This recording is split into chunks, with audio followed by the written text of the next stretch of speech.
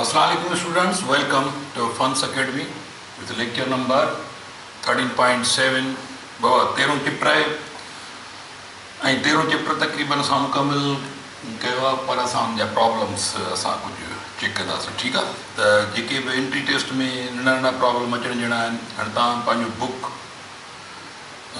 में ही कुझु प्रॉब्लम्स आहिनि हाणे प्रॉब्लम नंबर आहे 13.1 सॉलिड एग्जाम्पल आहे पेज नंबर आहे 84 ठीकु आहे ही मां लिखां थो हिते यानी पेज नंबर आहे 84 उते सॉलिड एग्जाम्पल नंबर आहे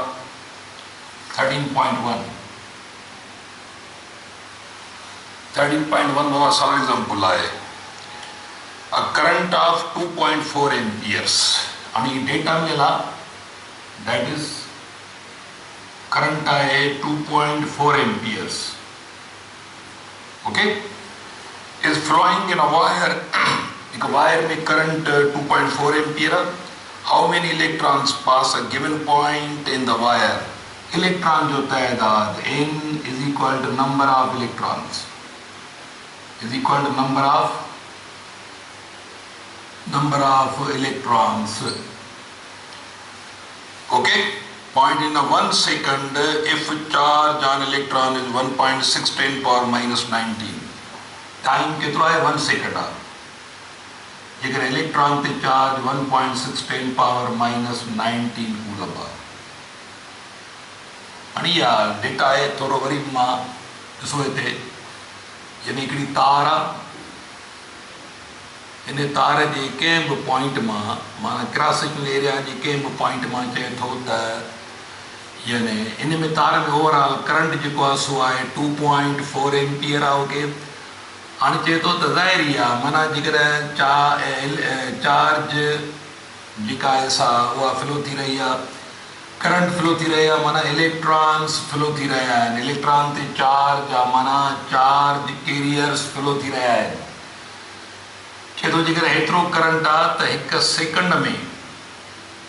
सेकंड में केतिरा इलेक्ट्रॉन्स पास थी रहिया आहिनि इलेक्ट्रॉन जो तइदाद जेके n सां ज़ाहिर कबो हाणे इहो यादि रखे छॾियो त इलेक्ट्रॉन जो तइदाद कीअं लाइबो आहे टोटल चार्ज खे डिवाइड कबो आहे इलेक्ट्रॉनिक चार्ज सां टोटल चार्ज खे कंहिंसां डिवाइड कबो आहे टोटल चार्ज खे इलेक्ट्रॉन चार्ज हाणे ॾिसूं त पहिरीं ॻाल्हि त हिकु सेकंड में टोटल चार्ज केतिरी पास थी आहे पोइ हुनखे इलेक्ट्रॉनिक चार्ज सां डिवाइड कबो आहे त तव्हांखे इलेक्ट्रॉन जो तइदाद मिलंदो त पहिरियां असां चार्ज लहूं केतिरी आहे सिंस पाण खे ख़बर आहे त current is equal to rate of flow of charge त charge is equal to current into time त charge is equal to current आहे 2.4 एम्पियर टाइम 1 सेकंड त चार्ज वञी बीठी 2.4 कूलम हाणे इहा चार्ज हिकु सेकंड में पास थी रही आहे टोटल हेतिरी चार्ज त इलेक्ट्रॉन जो तइदाद केतिरो आहे त तव्हां छा कंदो नाउ तव्हां छा कंदो इलेक्ट्रॉन जो तइदाद बराबरि टोटल चार्ज जेका आहे सा 2.4 आहे divided by electronic charge 1.6 10 power minus 19 त तव्हांखे इहो इलेक्ट्रॉन जो तइदाद जेको मिलंदो 1.5 10 पावर 1.5 10 पावर 19 इलेक्ट्रॉन्स एतिरो तइदाद इलेक्ट्रॉन जो तव्हांजो मिलंदो इहा थोरी प्रैक्टिस करे छॾिजोसि त अहिड़े क़िस्म सां मताब का अरेंजमेंट अची वञे त तव्हां लाइ बाख़बर हुजे त यादि रखे छॾियो त हिकु तार में तव्हांखे जेकॾहिं करंट मिले थो सिर्फ़ु जेकॾहिं चार्ज मिले थी उहा हेतिरी चार्ज क्रॉस सेक्शनल एरिया में हेतिरी चार्ज पास थी वई त इलेक्ट्रॉन जो तइदाद केतिरो थियो त पोइ गिवन चार्ज खे इलेक्ट्रॉनिक चार्ज सां डिवाइड कयो तव्हां इलेक्ट्रॉन जो तइदाद जेकॾहिं करंट थो मिले ऐं टाइम मिले थो त पोइ हुन मां तव्हां चार्ज कढो पहिरियां चार्ज कढी पोइ हुन चार्ज खे डिवाइड कयो इलेक्ट्रॉनिक चार्ज सां ओके साॻे नमूने सां वरी हिकिड़ो 13.2 इहो बि सॉलिड एग्जाम्पल आहे हिकिड़ो इन में जेका डेटा गिवन आहे सेम पेज आहे बाबा साॻियो ई पेज आहे 13.2 सॉलिड एग्जाम्पल आहे ही solid example S solid example okay जो करंट आहे 1.6 एम्पियर करंट आहे 1.6 amperes is drawn from a battery for 10 minutes. Time is equal to 10 minute, मिनटन के कन्वर्ट कयो सेकंडन में. Time is equal to 10 into 60 is equal to 600 second. 10 minute माना 600 second. Okay. How much charge flow through the circuit in this time? जो charge total कितरो flow थी इन circuit में. Also find the number of electrons flowing during this time. हाणे इन साॻे time में 600 सेकंडनि में वरी चए थो त इलेक्ट्रॉन जो तइदाद केतिरो पास थियो. त हाणे ही असल में आहे तव्हां वटि सिस्टम त हिकिड़ी बैटरी आहे. हिन बैटरीअ में एक्सटर्नल सर्किट लॻो पियो आहे. ओके. चए थो हाणे करंट 1.6 एम्पियर पास थी रहियो आहे. 1.6 एम्पियर करंट पास थी रहियो आहे. ज़ाहिर आहे करंट पास थी रहियो आहे माना चार्ज फ्लो थी रही आहे. त 10 सेकंडनि में टोटल 10 मिनटनि में यानी 600 सेकंडनि में चए थो केतिरा कूलम चार्ज पास थींदी ऐं इलेक्ट्रॉन जो तइदाद माना ॿियनि लफ़्ज़नि में बैटरीअ जे हिकु टर्मिनल खां ॿिए टर्मिनल ताईं टोटल इलेक्ट्रॉन जो तइदाद केतिरो फ्लो थी थो. त वरी बाबा ॾिसो साॻी ॻाल्हि आहे. असांखे इलेक्ट्रॉन जो तइदाद लाहिणो आहे त N is equal to Q upon यानी टोटल चार्ज खे इलेक्ट्रॉन चार्ज सां डिवाइड कबो. पर हाणे पहिरियां ॾिसूं त टोटल चार्ज आहे केतिरी. Since Q is equal to I into T त Q इज़ इक्वल टू हाणे करंट आहे 1.6 इंटू टाइम केतिरो आहे. टाइम आहे 600 जेको आहे सो सेकंड. त ही थियो वञी Q इज़ इक्वल टू 600 रो बाबा या Q इज़ इक्वल टू वञी बीठी तव्हांजी 960 कूलम. ओके. 960 कूलम. त हाणे 960 कूलम खे छा कंदो तव्हां. 960 कूलम तव्हां नाओ हाणे हिकिड़ो आंसर ई आहे त टोटल चार्ज 960 कूलम. त हाणे छा इलेक्ट्रॉन जो तइदाद equal total charge upon electronic charge is equal to हाणे 960 खे डिवाइड कयो 1.6 10 पावर माइनस 19 सां त तव्हांखे इलेक्ट्रॉन जो तइदाद इहो तव्हांखे मिले थो पियो 6 into 10 power 21 electrons. 21 electrons. Okay. त इहा अरेंजमेंट थोरी तव्हांजे प्रैक्टिस में हुजे. अहिड़े क़िस्म जा प्रॉब्लम्स जेके आहिनि सही अची सघनि था पिया. त हलूं था अॻिते.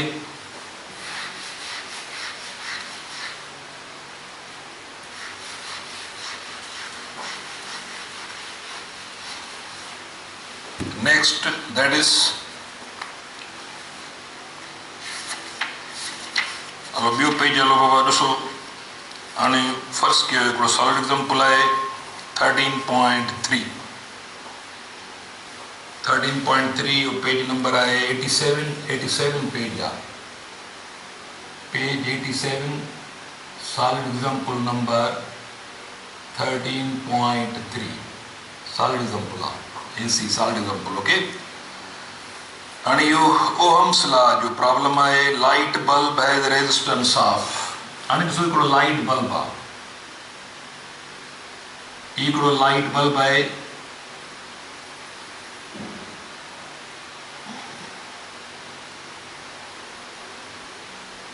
ही फिलामेंट आहे अंदरि. ज़ाहिर आहे इहो असां हिन सर्किट में ही वोल्टेज आहे तव्हां. हाणे लाज़मी हिन मां करंट फ्लो थींदो आहे. करंट हिन रेजिस्टर खे पंहिंजी रेजिस्टेंस बाए. ठीकु आहे. त चए थो light bulb has resistance of. केतिरी रेजिस्टेंस आहे लाइट बल्ब खे. इहा डेटा आहे हिनजी. डेटा रेजिस्टेंस आहे 150 ओहम्स. 150 ओहम्स जो जेको आहे बल्ब आहे. Okay. Find the current in it when it is connected 225 volt source. हाणे वोल्ट सोर्स जेको आहे यानी जेका बैटरी लॻियल आहे 225 वोल्ट जी आहे. चए थो हाणे हिन मां करंट केतिरो फ्लो थींदो माना हिन बैटरीअ मां करंट केतिरो थो जारी थिए जेको बल्ब जे फिलामेंट मां थींदो वरी वापसि थो अचे. त सिंपल ॻाल्हि आहे. Since V is equal to IR I is equal to voltage upon resistance. I is equal to voltage आहे 225 upon 225 upon resistance आहे 150 त करंट जेको आंसर आहे सो 1.5 एम्पियर, तव्हांजो 1.5 एम्पियर करंट आयो। ओके, त इहा नंढा प्रॉब्लम इहे ट्राई करे छॾियो। उन खां पोइ प्रॉब्लम नंबर हलो पेज नंबर तव्हां हलिया हलो 91 ते, पेज नंबर 91 ते हलिया हलो, 91 पेज ते हलियो। उते हिकिड़ो सॉल्व एग्जाम्पल आहे 91 पेज ते। हिकु रेक्टेंगुलर बार आहे, हीअ बार आहे जेका रेक्टेंगुलर आहे।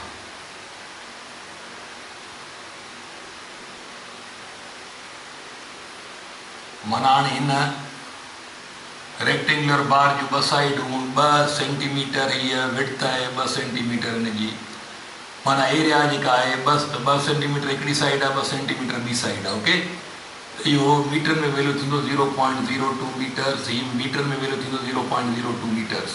100 सां डिवाइड कंदो। हाणे चए थो त रेक्टेंगुलर बार ऑफ आयरन आहे। हाणे आयरन आहे जेका 2/2 आहे, माना हिन जी जेका एरिया आहे इज़ इक्वल टू 2/2 सेंटीमीटर्स में वैल्यू आहे, यानी 2 सेंटीमीटर बाय 2 सेंटीमीटर, त इहा थींदी वञी 0.02 मीटर्स इंटू 0.02 मीटर्स में वैल्यू थींदो उहा एरिया में। ओके, इहा क्रॉस सेक्शनल एरिया आहे, हिन ही जेका एरिया आहे हिन जी मुंहं जी जेका पखेड़ आहे। What is resistance of the bar when, चए थो हिन बार जी हिन में रेजिस्टेंस केतिरी आहे, रुकावट केतिरी आहे, इलेक्ट्रिकल रेजिस्टेंस केतिरी आहे, जॾहिं त हिन जी रो जी वैल्यू 1.1 इंटू 10⁻⁻7 ओहम मीटर आहे। ये रेजिस्टिविटी हिन जी मिलियल आहे, स्पेसिफिक रेजिस्टेंस मिलियल आहे। ओके, हाणे इहा त तव्हांजी थी वञी बाबा डेटा, इहा डेटा आहे। असांखे छा थो पुछे त हिन जी रेजिस्टेंस केतिरी आहे। हाणे ख़बर आहे तव्हांखे since resistance is equal to resistivity length upon, पर हिन जी लेंथ बि मिलियल आहे bar 2 centimetre cross sectional area, rectangular bar of iron 2/2 cross sectional area 40 centimetre long आहे। हिन जी लेंथ मिलियल आहे जेका 40 सेंटीमीटर आहे, माना 0.40 मीटर्स। ओके, त असांखे ख़बर आहे त resistance equal resistivity length upon cross sectional area. Resistance equal to हीअ आहे 1.110 पावर बाबा -7, लेंथ आहे 0.4। ओके, अपॉन ॾिसो एरिया जेका आहे 0.02 इंटू 0.02। ओके, त आर इज़ इक्वल टू ही थींदो वञी बाबा 0. हाणे हिन में जेकॾहिं तव्हां मल्टीप्लाई कंदो त इहो थींदो वञी तव्हांजो 0. इहो वैल्यू तव्हांजो बीहे थो वञी 4.4। ही बीहंदो तव्हांजो मल्टीप्लाई कंदो मथे त इहो बीहंदो 4.4 इंटू 10⁻⁻7 अपॉन हेठि बि तव्हांजो बीहंदो यानी 4.4 ई बीहंदो वञी तव्हांजो हेठि जी वैल्यू जेको इहो 4.4 इंटू 10⁻⁻4 बीहंदो, ऐं मथियों वैल्यू जेको हूंदो 10⁻⁻8। ही 10⁻⁸ बीहंदो, ही बीहंदो ही तव्हांजो ॾिसो सौंस बि क्रॉस थी थो वञे, मिली थो वञे 1.1 इंटू 10 मथे चढ़ी वेंदो, ही प्लस जो वैल्यू बाक़ी माइनस तव्हांजो जवाबु तव्हांजो -4 थो अचे, 10⁻⁴ जो जवाबु आहे ओहम्स। ओके, त इहो थोरो क्रॉस में वैल्यू आहिनि, इहो ध्यानु सां इहो सिंपल आहे अरेंजमेंट या तव्हांजे अप्रोच में हुजे ऐं हिनखे तव्हां हल करे छॾिजो। त हीअ मल्टीप्लाई कबो त तव्हांखे जवाबु 4.4 ईंदो, हेठि मल्टीप्लाई 10 यानी हीअ थींदो छॾा ईंदो 4.4 10⁻⁸ 0.02 मल्टीप्लाई कंदो 4.4 10⁻⁴ ही तव्हांजो अरेंजमेंट इहा ईंदी। त हाणे रेजिस्टेंस जेका फिलामेंट यानी जेको हुन सर्किट में जेको बल्ब लॻल आहे न, बल्ब जी फिलामेंट जी रेजिस्टेंस बाबा इहा जेका हुई सा 150 ओम हुई। हाणे हिन मां जेको यानी सॉरी हिन जी जेका रेजिस्टेंस आहे हीअ अलॻि शइ थी वई। हीअ जेका रेजिस्टेंस आहे न बार जी, इहा रेजिस्टेंस केतिरी आहे हिन जी, इहा रेजिस्टेंस आहे 1.1 इंटू 10⁻⁻⁴ ओम्स। इहो प्रॉब्लम माना तव्हांजी क्लास में आयो, इहो तव्हांजे अप्रोच में हुअणु खपे। उन खां पोइ नेक्स्ट प्रॉब्लम आहे दैट इज़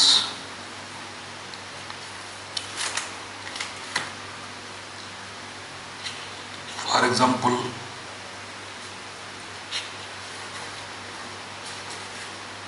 हिकिड़ो प्रॉब्लम आहे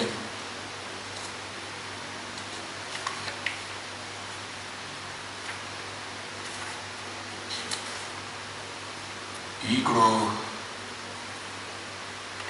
प्रॉब्लम करे छॾिजो जेको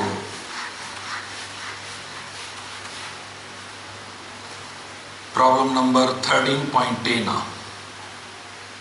प्रॉब्लम नंबर 13.10 इहो सॉलिड एग्जाम्पल आहे, ठीकु आहे। इहो लिखे ॾियो सॉलिड एग्जाम्पल, पेज नंबर 100 अथव, इहो 100 पेज आहे, इहो पेज नंबर, इहो पेज आहे 100। इहो नंढो प्रॉब्लम आहे, हिकिड़ो 100 watt bulb is operated by, हाणे बल्ब आहे 100 वाट, पावर आहे, माना 100 वाट चवे त माना इहो छा आहे, इहो असांजो पावर आहे। 100 वाट जो बल्ब आहे, is operated by 240 volt, 240 volt सां इनखे बल्ब खे जेको आहे सो ऑपरेट था करायूं। What is current through the bulb, हाणे करंट मां, बल्ब मां करंट केतिरो पास थी रहियो आहे।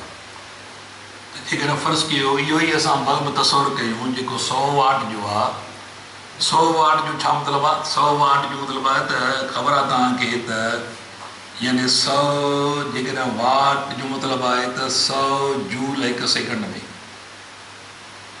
इहो बल्ब 100 वाट जो आहे, माना इहो बल्ब छा करे रहियो आहे, हिकु सेकंड में 100 जूल इलेक्ट्रिकल एनर्जी कन्वर्ट करे रहियो आहे लाइट ऐं हीट में, माना ॿिए कंहिं फॉर्म में 100 जूल बल्ब जो कमु आहे लाइट ॾियणु, ठीकु आहे। त ओवरऑल इहो बल्ब इलेक्ट्रिकल एनर्जीअ खे हर हिकु सेकंड में 100 joule electrical energy, 100 joule electrical energy convert करे रहियो आहे लाइट ऐं हीट में हर हिकु सेकंड में। माना रेट ऑफ स्पेंडिंग एनर्जी हिन बल्ब जी आहे, हिकु सेकंड में इहो बल्ब केतिरी एनर्जी डिसिपेट करे रहियो आहे, ख़र्चु करे रहियो आहे, इन मां करंट केतिरो पास थी रहियो आहे। त पाण खे ख़बर आहे त पावर जो फॉर्म यानी वोल्टेज इंटू करंट, त करंट बराबरि थी थो वञे पावर अपॉन वोल्टेज, ओके। त current is equal to power आहे 1000 upon 240, that is equal to, त हिन जो आंसर वञी पए थो बाबा 0.416 एम्पियर्स। इहो जेको आहे सो प्रॉब्लम टच करे छॾिजो। उन खां पोइ अचूं था अॻिते,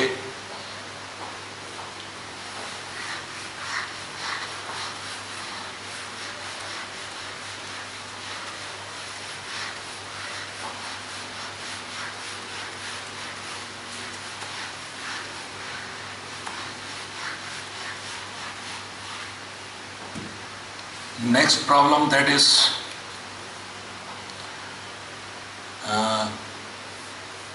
13.11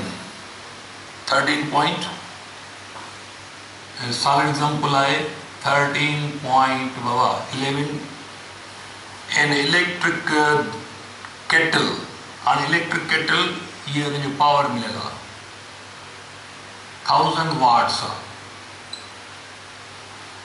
1000 वाट की electric kettle, rating 1000 watts rating, boils a certain quantity of water in 8 minutes, T is equal to 8 minute Baba, 8 minute के 8 के मल्टीप्लाई कयो 60 सां, दैट इज 6 48 480 सेकंड्स, माना 480 seconds, okay. How much heat has been generated for boiling this water? माना heat energy, HE means heat energy is equal to watt। इन्हनि 8 मिनटनि में heat energy केतिरी, first कयो इलेक्ट्रिक केटल आई है, for example ये electric kettle आहे, इन electric kettle में छा हूंदो आहे, बेसिकली इन में यानी बाबा एलिमेंट लॻल हूंदो आहे, हिकिड़ो एलिमेंट लॻल आहे, ज़ाहिर इहा पावर सप्लाई थींदी। हाणे इहा इलेक्ट्रिक केटल इन में पाणी भरियो पियो आहे, इन में जेको हीटिंग फिलामेंट आहे हिकु हिकु सेकंड में 100 जूल इलेक्ट्रिकल एनर्जी कन्वर्ट कंदो हीट एनर्जी में। इहो हुनजो पावर मिलियल आहे। माना इहो छा थो करे सघे, जेको हीटिंग एलिमेंट आहे हर हिकु सेकंड में यानी 1000 जूल्स इलेक्ट्रिकल एनर्जी कन्वर्ट थो करे हीट एनर्जी में। हाणे टोटल हीट एनर्जी 8 मिंटनि में केतिरी पैदा थींदी जो ही पाणी बॉइल थो थिए पियो। त हाणे ज़हन में रखो बाबा, इहा त तव्हांजी डेटा मिलियल आहे, ठीकु आहे, ही गिवन वैल्यूज़ इहे आहिनि। हाणे power is equal to energy upon time. त हाणे power or energy is equal to power into time. त एनर्जी कहिड़ी एनर्जी आहे, या इलेक्ट्रिकल एनर्जी आहे जेका हीट एनर्जी में थी कन्वर्ट थिए, is equal to power into time or. Basically जेकर इलेक्ट्रिकल एनर्जी चए त ॾम ॻाल्हि साॻी आहे, हीट एनर्जी चए त ॾम ॻाल्हि साॻी आहे। त heat energy is equal to power आहे तव्हांजो 1000 इंटू टाइम आहे तव्हांजो 480। त बाबा heat energy is equal to इहो थियो वञे 480 ऐं टे ॿियूं त हीट एनर्जी जेका उहा कनि थी वई 4.8 इंटू 10 पावर 1 2 3 4 5 जूल्स। ओके, त ॿियनि लफ़्ज़नि में 1 ॾह 100,000 10,000 लख 4,80,000 जूल्स। इहो 4,80,000 जूल्स या हिन खे तव्हां जेकॾहिं कीपर ते करे फोर करे सघो था, ॻाल्हि साॻी थी वञे 48 48 इन 10 पावर 4 करे सघो था, यानी कि स्टैंडर्ड फॉर्म में लिखोसि, इहा ॻाल्हि साॻी आहे। त इहो प्रॉब्लम तव्हांजे अप्रोच में बाबा हुअणु खपे। उन खां पोइ नेक्स्ट प्रॉब्लम आहे 13.12 आहे, इहो तव्हांजे अप्रोच में हुअणु खपे। 13.12 सॉलिड एग्जाम्पल आहे इहो बि। How much current is drawn by half horsepower electric motor? हाणे पावर मिलियल आहे यानी हॉर्स पावर में हाफ हॉर्स पावर आहे, ठीकु आहे। हाफ हॉर्स पावर माना असांखे ब्रिटिश इंजीनियरिंग सिस्टम में मिलियल आहे पावर मोटर आहे फ्रॉम 240 केतिरी वोल्टेज ते 240 वोल्टनि ते। सोर्स ऑफ इलेक्ट्रिसिटी 240 वोल्टनि ते हिन सोर्स ते अज्यूम दैट। हाणे इफिशियंसी जेका मोटर जी उहा मिलियल आहे, इफिशियंसी इज इक्वल टू 80%। 80% माना यानी इहा 80% एफिशिएंट आहे, यानी हिनखे परसेंटेज हटाइण लाइ 0.80 सां कंदासीं, इहा हिनजी एफिशियंसी आहे। ओके, त हाणे चवे छा थो असांखे हाउ मच करंट इज़ ड्रॉन, चए थो करंट हिन मोटर मां केतिरो पास थींदो। त ज़ाहिर आहे मोटर हूंदो आहे, मोटर में उहा अंदरि जेका असां वाइंडिंग हूंदी आहे, मुख़्तलिफ़ वाइंडिंग्स हूंदियूं आहिनि मोटर में, अंदरि उहो ख़बर आहे तव्हांखे कॉइल आर्मीचर वग़ैरह हूंदो आहे, त अंदरि मोटर में वाइंडिंग हूंदी आहे। हाणे हिन में करंट जेको आहे त ओवरऑल मोटर में जेका वाइंडिंग हूंदी उन में करंट माणिबो आहे। त हाणे करंट असां सप्लाई कयूं था फ़र्ज़ु कयो। हाणे हीउ जेको मोटर जेको आहे इन जी जेका फ़र्ज़ु कयो मैकेनिकल वर्क, इहो आउटपुट आहे हिन जी। जेको हीउ फ़र्ज़ु कयो हिन जे अंदरि आर्मीचर रोटेट थो करे पियो, त हिन जी आउटपुट जेका आहे सा हाफ हॉर्स पावर जो आहे। हाफ हॉर्स पावर जो मतिलबु आहे यानी ॾिसो 1 हॉर्स पावर 746, त 746 खे असां सिंस असांखे ख़बर आहे त 1 horsepower is equal to 746 watt. Okay, त हाफ हॉर्स पावर बराबरि थींदो हिन जो वधि 746 जो बाबा हाफ कंदासीं, त इहो थियो वञे तव्हां वटि पावर यानी वाट में 746, इहो वाट में पाव 373 इहो थियो वञे वाट में वैल्यू। माना हाणे तव्हांजो हाफ हॉर्स पावर जो मतिलबु आहे त 373 वाट 373 वाट। ओके। हाणे 373 वाट जो आहे, माना ही पावर केतिरो आहे हिन जो 373 वाट जो ही तव्हां वटि हिकिड़ो हींअर मोटर आहे। माना इहो छा थो करे, हर हिकु सेकंड में छा कंदो, हर हिकु सेकंड में 373 जूल इलेक्ट्रिकल एनर्जी कन्वर्ट थो करे मैकेनिकल वर्क में। ही मोटर आहे जेको हर हिकु सेकंड में 373 जूल मैकेनिकल वर्क में थो कन्वर्ट करे। हाणे इफिशियंसी जेका मोटर जी थींदी उहा यादि रखे छॾियो, efficiency is equal to power output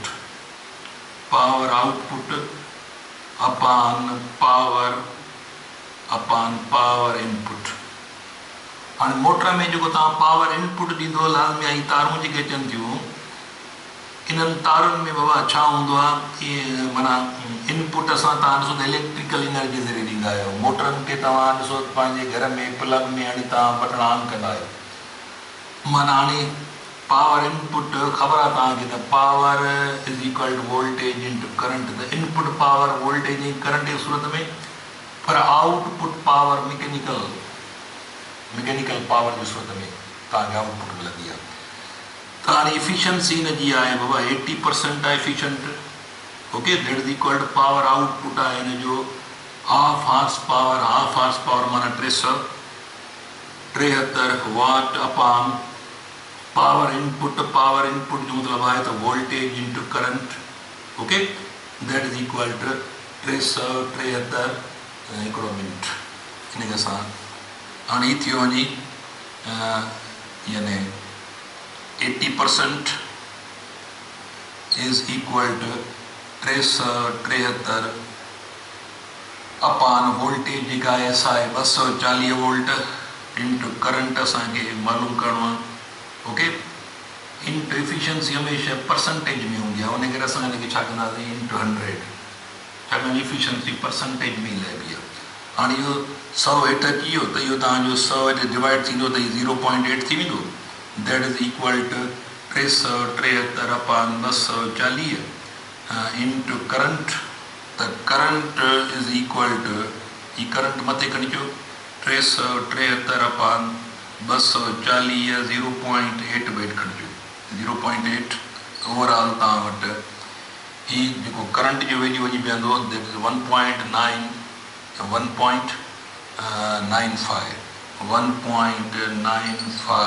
amperes.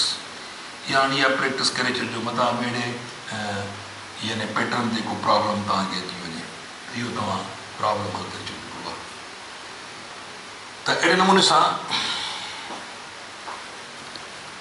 अॻिते हलूं था पिया। मिसाल हिकिड़ो ॿियो प्रॉब्लम आहे जेको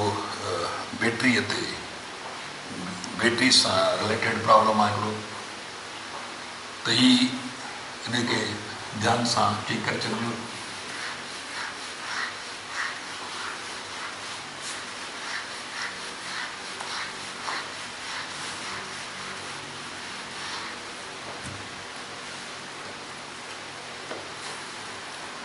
हाणे ही हिकिड़ो प्रॉब्लम आहे 103 पेज आहे, ही पेज नंबर आहे 103 ऐं सॉलिड एग्जाम्पल आहे 13.13।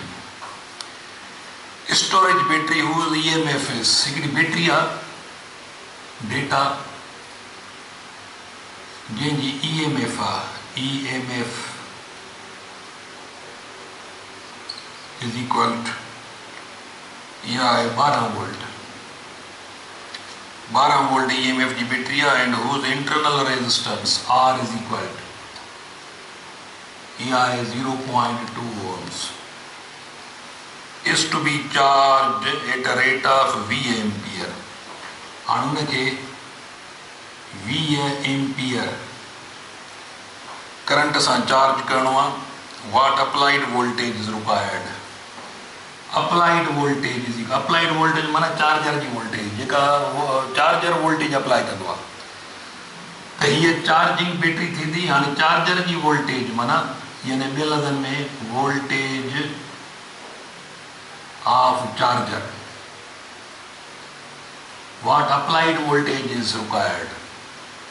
हाणे इहो ॾिसो त बाबा इहो चार्जिंग जो मसइलो हाणे ॾिसो पाण खे since we know that applied voltage charger जी voltage is equal to charging battery जी वोल्टेज ठीकु आहे जेका केतिरो वधीक माना हाणे अप्लाइड वोल्टेज केतिरो वधीक हूंदी चार्जिंग जे वोल्टेज खां आई आर अमाउंट वधीक इहो फार्मूलो पोइ हिते रिकॉल कयो त इहो चार्जिंग जे मसइले में हीउ फार्मूलो असां ठाहियो माना हाणे अप्लाइड वोल्टेज ही माना चार्जर जी वोल्टेज चार्जिंग बैटरी जी वोल्टेज ऐं हीअ चार्जिंग बैटरीअ जी जेका लास्ट वोल्टेज आहे जेका अंदरि वोल्टेज असांजी बाबा यानी अंदरूनी बैटरी अंदरूनी सर्किट में जेको करंट पास करण लाइ जेका वोल्टेज थी इस्तेमालु थिए हाणे असांखे इंटरनल रेजिस्टेंस थी खपे पई आहे चार्जिंग बैटरीअ जी अंदरूनी रेजिस्टेंस हाणे अप्लाइड वोल्टेज हाणे इहो बैटरी आहे जेका असांजी हाणे हीउ फ़र्ज़ु कयो चार्जिंग बैटरी आहे इहा चार्जिंग आहे हीउ चार्जर आहे ओके त हीउ पॉजिटिव नेगेटिव त चार्जिंग बैटरीअ जो जेको पॉजिटिव हूंदो सो नेगेटिव पॉजिटिव सां वरी हेॾां नेगेटिव वरी पॉजिटिव सां त हीअ तव्हांजो चार्जर जी बाबा हीउ चार्जर आहे हाणे हीउ जेको चार्जर आहे हिन जी वोल्टेज केतिरी आहे इहा 20,000 कबी चार्जिंग बैटरीअ जी EMF जेका 12 वोल्ट जी आहे हिन जी अंदरूनी रेजिस्टेंस जेका आहे इहा मालूम करणी आहे त जेका V आहे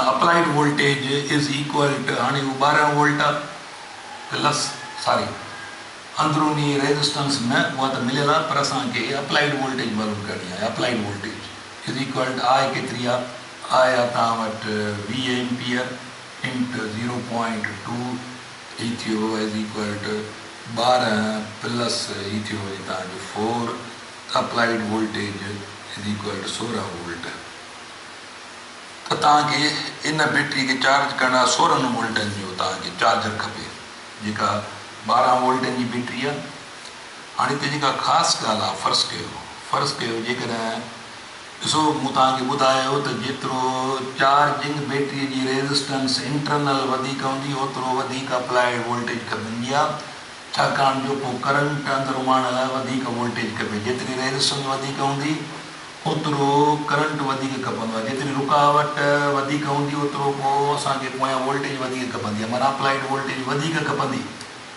जेकॾहिं चार्जिंग बैटरीअ जी रेजिस्टेंस वधीक हूंदी मिसाल चार्जिंग बैटरी जी रेजिस्टेंस 0.2 मिलियल आहे पर जेकॾहिं फ़र्ज़ु कयो इहा 0.4 मिलियल हुजे हा त पोइ छा कयूं आहे पोइ त ज़ाहिर आहे पोइ त हीअ थी वञे 8 पोइ असांखे बैटरी केतिरी खपे हा पोइ ज़ाहिर असांखे बैटरी खपे हा 20 वोल्टनि जी मिसाल जेकॾहिं इहो हुजे हा त इहो ज़हन में रखिजो जेकॾहिं चार्जिंग बैटरी जी जेतिरी इंटरनल रेजिस्टेंस हाई थींदी ओतिरो तव्हांखे अप्लाइड वोल्टेज वधीक खपंदी आहे ओके त इहो ज़हन में बि वाइदे रखिजो त हाणे इहे असांजा प्रॉब्लम्स इन लेक्चर में हिते वरी असां एक्सरसाइज़ जा प्रॉब्लम्स कंदासीं पर हाणे अॼोको लेक्चर हिते वाइंड अप था कयूं त वरी नेक्स्ट लेक्चर में तव्हांखे बाबा ईअं असां कंदा एक्सरसाइज़ जा प्रॉब्लम्स हिननि ते तव्हांजो होल्ड ऑन खपे तेसिताईं पंहिंजो ख़्यालु कजो ही प्रैक्टिस में आणिजो अल्लाह हाफ़िज़।